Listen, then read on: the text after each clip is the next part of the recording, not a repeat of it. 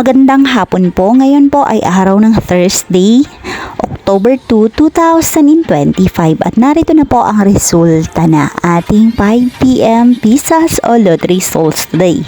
At para po sa draw natin ngayon ay ang 3D Lotto at ang 2D Lotto. At para po sa Lotto More updates, pasubscribe na lang din po ako sa aking channel at pahit na din ng notification bell.